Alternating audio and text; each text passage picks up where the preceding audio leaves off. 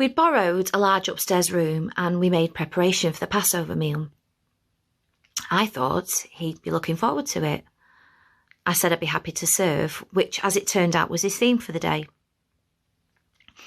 We hadn't been there long when Jesus got up from the table and he took a bowl of water and he began to wash the dust and dirt from the feet of his disciples. I couldn't have been more moved. Peter, though, was having none of it. "Oh, Lord, you will not touch my feet. Oh, I won't allow it. It ain't right." Jesus just looked at him and smiled and he said, "Peter, you might not understand now, but soon you will." It wasn't long before the men were talking and drinking and laughing. The meal was going down well. It was good. I loved seeing them like that. Like when friends are together and you're all part of something. I exchanged glances with the other women who smiled back, pleased that the room was comfortable, the food was right, just everyone enjoying themselves. It was Passover like it should be. But then, out of the blue, everything just erupted. It's all these voices raised in outrage and anger and hurt. I think what had happened was that Jesus had accused one of them, one of us, of betraying the cause. People couldn't believe it.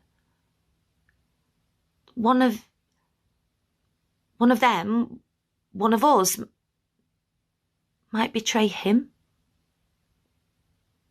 Betray all of us.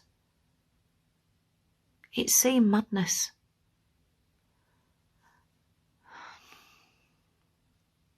I saw him lean over and say something to Judas, who then left.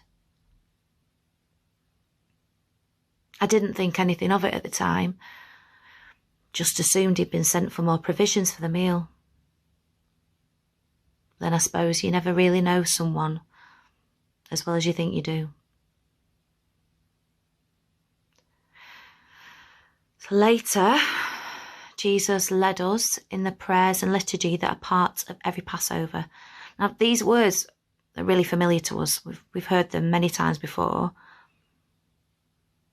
But now they seem to carry a new solemn weight. It was different to how he'd ever spoken to us before. It felt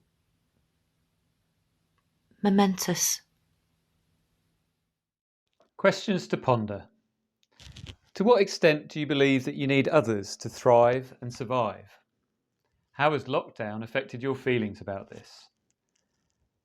To what extent do you see yourself as a part of a team, a body or a community? To what extent do you see yourself as needing to serve that community? To what extent do you think Jesus needed others? To what extent might he still?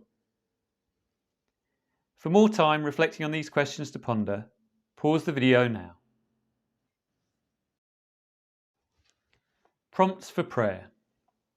Thanks for those people with whom we share life, our families, our neighbours, our colleagues, our friends.